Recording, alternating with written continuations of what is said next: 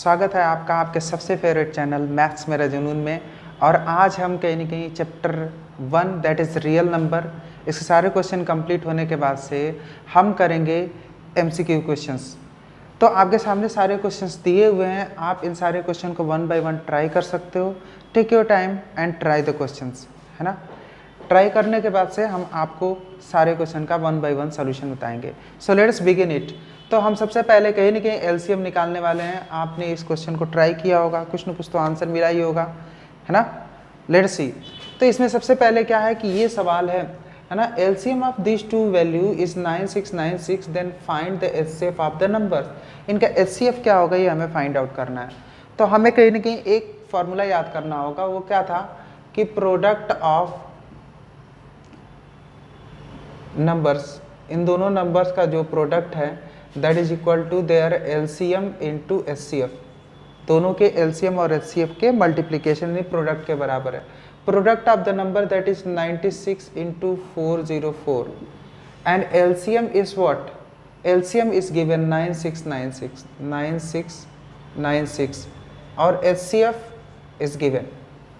अब कहीं ना कहीं यहाँ से एचसीएफ की वैल्यू क्या हो जाएगी बच्चों, दैट इज 96 इंटू 404 अपॉन 9696।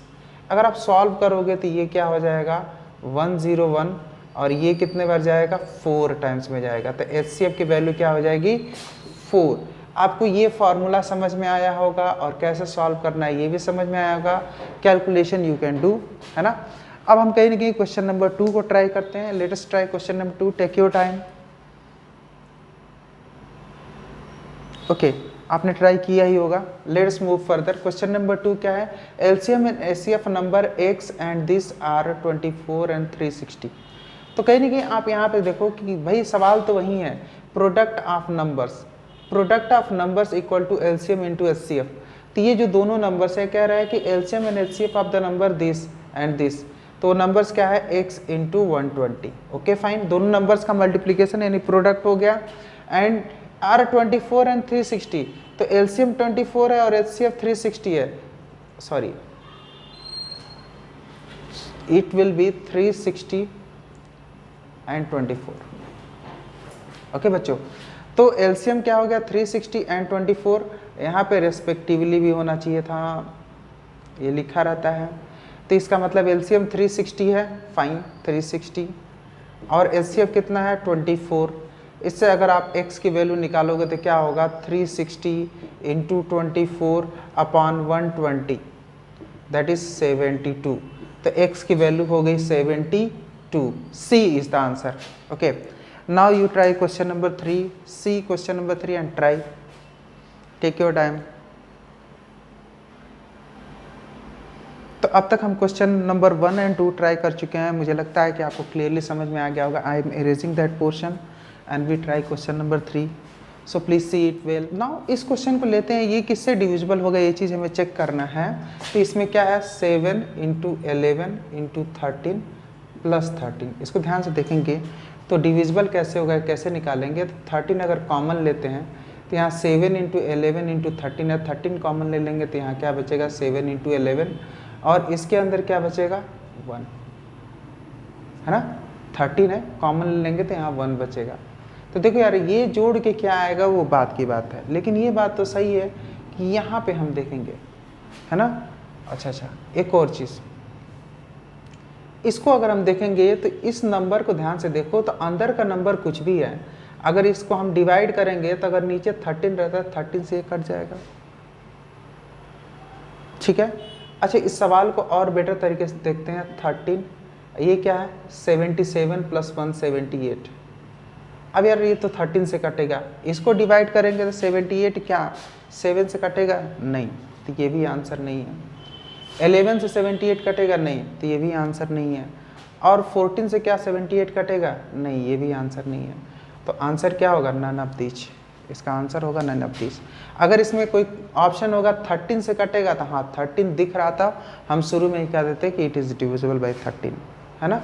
तो डिविजिबिलिटी ऐसे देखना है। अब क्या है after how many decimal digits, ये डेसिमल डिजिट्स के बाद से ये कहीं ना कहीं टर्मिनेट करेगा, ये हमें बताना है। Please see and try the question. Question आप ट्राई करिए, टेक योर टाइम अपना समय लीजिए और ट्राई करिए। Okay, you may have tried, let us see after how many decimal digit. ये कहीं ना कहीं टर्मिनेट करेगा, ये बात बताने के लिए हमें क्या करना होगा, तो हम ये क्वेश्चन नंबर 4 यहाँ पे हम ट्राई करते हैं। क्वेश्चन नंबर 4 करने वाले हैं, दैट इज 15/5 इंटू 2/2। फाइन। अब यहाँ पे देखो यार, मैंने कहा था कि ये सारी चीज़ देखने के लिए पहले ऊपर से कोई वैल्यू कटनी नहीं चाहिए। तो यहाँ पे देखो 5 3 ज़ा 15 और नीचे वाला भी 5 कट रहा है, तो 5 से डिवाइड करोगे तो एक पावर इसका कम हो जाएगा, क्योंकि 5 पावर 5 है और 5 से जब भी डिवाइड करोगे तो एक पावर कम हो जाता है ना।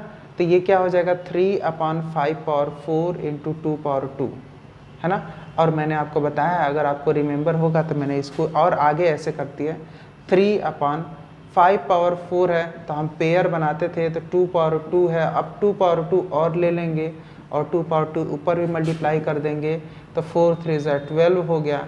और नीचे देखेंगे तो 5/4 इंटू 2/4 हो गया, तो 12/5 2 ज़ा 10/4 और 10/4 है, तो सीधे यहाँ से आपको मालूम चलने वाला है कितना decimal digit, the number of decimal digit is what 4, क्योंकि भाई 10/4 से डिवाइड करोगे तो भाई 4 प्लेसेस तक डेसिमल इधर आने वाला है, तो आंसर क्या हो जाएगा 4। So this is the thing for today. और इसको ट्राई करिए, which of the part 4q + 1 4q + 2 4q + 3 are odd positive integer. इसमें से कौन सा ऑड पॉजिटिव इंटीजर है, इसको बताना है। We are having option A B C D, इसमें से कौन सा ऑप्शन होगा, इससे फाइंड आउट करिए, please try. Okay, I think you have done it, so let us do. इसमें क्या है कि आपको अगर ध्यान होगा तो आप पढ़े होंगे पहले, तो यूक्लिड डिवीज़न लेमा के हिसाब से ये है कि 4q तो भैया इवन है, इसमें 1 जोड़ दिए तो ऑड हो गया, 4q + 2 इवन है, इसमें 1 जोड़ दिए तो ऑड हो गया, है ना। इस हिसाब से ये दोनों ऑड होना चाहिए, यानी आंसर ये और ये होना चाहिए, ठीक है। तो कहीं ना कहीं इस हिसाब से अगर आप देखे होंगे तो एक और चीज़ आपको समझना होगा कि ना तो ये आंसर होगा ना तो ये, क्यों, क्योंकि इसके पहले यहाँ पे लिखना था q इज़ एन इंटीजर। अगर ये केस नहीं है तो आप ये दोनों आंसर नहीं लगा सकते, इसका मतलब इसका आंसर ये दोनों नहीं होगा, इसका आंसर ये होगा, क्योंकि जब ये क्वेश्चन में लिखा रहता कि q एक इंटीजर है तब जाके आप कह सकते हो कि ये दोनों ऑड होगा। अगर ये क्वेश्चन नहीं लिखा है देन क्या लोगे, कैंट से, यानी इसका भी इम्पोर्टेंस है। यहाँ पे लिखा होना चाहिए था q इज़ एन इंटीजर, अगर ऐसा लिखा रहता तो आपका आंसर ये दोनों होता, लेकिन ये नहीं लिखा है, इसलिए आप कुछ भी नहीं कर सकते, क्योंकि q की वैल्यू पे डिपेंड करता है ना। So keep watching and thank you for staying here.